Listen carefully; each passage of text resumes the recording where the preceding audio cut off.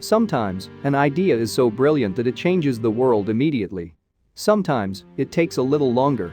In fact, a great concept may take millennia to catch on. So don't be too disappointed if your genius notion doesn't impress people straight away. It'll get there even if you're no longer around to see it. Here are 10 ideas that were way ahead of their time.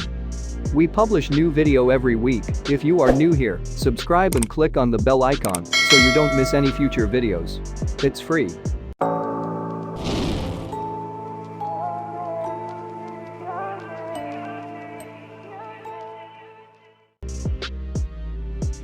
Glass is an excellent invention. Not only is it good for storing food and drink, it can also be decorated to make a luxury item. Discovered around 3600 BC in Mesopotamia, glass was only found in the hands of the elite at first. Given its fragility and the difficulty of its production, glass seemed destined to remain an expensive and rare material. One invention may have changed that, however. According to Pliny the Elder, an inventor presented himself to Roman Emperor Tiberius with a curious discovery. The clever man had invented an unbreakable, flexible form of glass. In another account, Tiberius was given a new glass cup that was pretty, but nothing special in his estimation. After Tiberius handed it back to the inventor, the glassmaker threw the cup on the floor. To the emperor's astonishment, it was not smashed but merely slightly dented. Surely, the man was made for life? In a sense, he was. But it was not a long life. Apparently, Tiberius was concerned that this discovery would destroy the value of silver and gold, so he had the inventor beheaded. While Pliny thought this story was unlikely, some researchers believe the man may have invented an early form of the shatterproof borosilicate glass used today. What happens if you take a piece of cake and cut it? You get two smaller bits of cake. What if you slice it again? And again? For most thinkers in the ancient world, there was no end to the amount of cutting you could do. No matter how much you sliced, there was always a smaller piece of cake, like a terribly disappointing birthday party. But to Democritus and Leucippus, there was an uncuttable smallest piece of cake.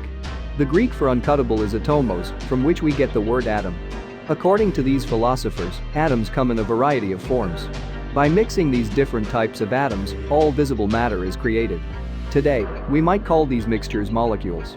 Despite being first postulated in the 5th century BC, the existence of atoms was still doubted by some people, even at the end of the 19th century AD. There were even hints of quantum theory in the ancient world. According to Epicurus, atoms moved in straight lines when nothing was acting on them, but they occasionally swerved at random. If we come up with one good idea in a lifetime, then most of us would be satisfied. But there are some lucky people who are just brimming with genius. Heron of Alexandria was one of those individuals whose every idle thought seems to have been a stroke of inspiration. Living in the 1st century AD, he invented many things that would not be seen again for nearly 2,000 years. One of his first ideas brought science and religion together in a very pleasing way. Holy water has long been a feature of religious worship. In the ancient world, you had to pay for this water. But even under the eyes of the gods, some people would steal more than they paid for. Heron was on the case, however. He created the first vending machine. A worshipper deposited a coin into a slot, and this moved a lever that opened a pipe. Then the water flowed out. Once the coin fell into the machine, the water stopped. Every worshipper got the water he paid for, and the temple received all the money it was due. 7 of the books written by Heron of Alexandria still exist, and they are full of amazing inventions. Some of his ideas were designed to seem miraculous. Although we associate automatic doors with shops, Heron hoped to startle worshippers when he created automatic doors for a temple. In Heron's design, the doors of the temple would not open when just anyone approached. They would only open when a fire was lit on an altar. The heat of the fire warmed the air held in the hollow altar, and the expanding air drove water into a bucket. The heavy bucket pulled on a rope and opened the doors. Today, we might be more impressed by automatic doors if we had a priest light a fire and chant as we walk toward the doors.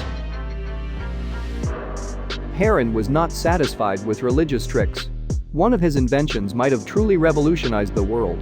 The Industrial Revolution of the 18th century in Europe could have happened hundreds of years earlier if Heron's steam-powered inventions had taken off. Heron understood that water expands when it is turned into steam.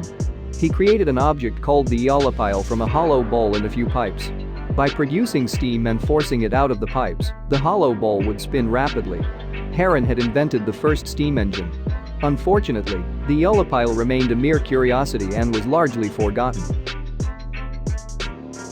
Pairs of glasses worn on the face to help people see were first used in Italy in the 13th century. As all individuals who wear glasses can tell you in this age of face masks, there are drawbacks to wearing glasses on your nose. Wouldn't it be much simpler if you could just pop the lenses into your eyes? In 1508, Leonardo da Vinci wrote a treatise that described how plunging your head into water changes how you see. He came up with funnels tipped with lenses and filled with water that could be attached over the eyes. They were not practical. René Descartes thought of a simpler version. Why not fill a glass tube with water and attach it straight to the eyeball? These lenses would have been the first to be directly in contact with the eye. Unfortunately, they would also have stopped you from blinking. To improve Descartes' design, Thomas Young reduced the length of the glass tubes so that the eyelids could close. But to get them to stay in place, he did have to use wax to stick them to the eyeball. Contact lenses were a good idea, but technology just had not caught up. Fires are romantic things. On a winter night, it is lovely to sit and watch one. But they are incredibly inefficient at heating a home. Most of the heat goes up the chimney. Those close to the fire can be burned on the parts near the fire and freezing on their backs. The Romans were not ones to let this inefficiency stand. They invented a method of centrally heating their homes. When they built their villas, they first created a hollow space under the ground. These spaces were supported by tiles with large gaps between them. Known as hypocausts, these structures allowed hot air to pass through them. A fire was channeled into the hypocaust, and the hot air warmed the home from below. The air was also drawn through channels in the walls. So the whole home was warmed and not just the parts near the fire. When the Roman Empire collapsed, hypocausts went out of fashion, and Europe became a much chillier place to live for hundreds of years. Toilets are always a good idea. Contact with human waste is one of the best ways to catch a nasty illness, so trying to move sewage away from where you live should be obvious. For most of human history, the best that someone could do was wander a little way from his home to use a toilet that was little more than a hole in the ground. Often, the toilet in the home was just a pottery vessel that had to be emptied into the street. In 1700 BC in the Minon Palace of Crete, toilets were created that used running water to carry away the sewage. This incredible palace may have been the first place to have flushing toilets. Communal toilets with long banks of seats and running water remained in existence for centuries, but we would have to wait for the modern flushing toilet to come into the home and the invention of soft toilet paper. In 1822, Charles Babbage presented a paper to the Royal Astronomical Society in London. Called Note on the Application of Machinery to the Computation of Astronomical and Mathematical Tables, it was nothing less than his idea for a mechanical computer. At the time, long calculations were made easier by having hefty tomes filled with tables of mathematical results. To avoid errors in these vital tables and to do them faster than humans, Babbage had invented a machine to do repetitive calculations. Babbage's difference engine would have been a marvel. Made from 8,000 parts cast in bronze and weighing 5 tons, this hand-cranked contraption would have churned out all the mathematical results you could ever want. It even printed out the answers of the calculations fed into it. Unfortunately, the difference engine was never completed. Despite the astronomical amount of £17,000 given to him by the British government, Babbage was unable to build a working model. It was only in the 1990s that Babbage's designs were actually made. Like the answers churned out by his machine, it turned out that Babbage had calculated correctly. His difference engine would have worked. Charles Babbage's metal calculating machine was not the first of its kind, but it took researchers some time to work this out. After corroded and encrusted lumps of metal were pulled from an ancient shipwreck off the coast of Antikythera in 1900, historians were puzzled by what they might be.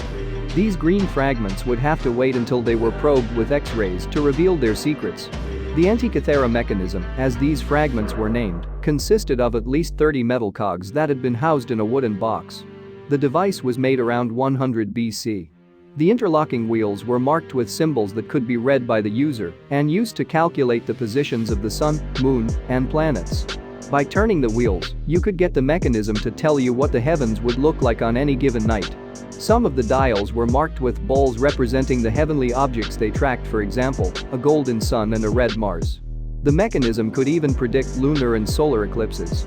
Nothing else like the Antikythera mechanism has ever been found. Ancient writers hint at objects that could model the night sky, but these items seem to have been completely lost from history. Perhaps other ancient inventions lie at the bottom of the sea just waiting to surprise us.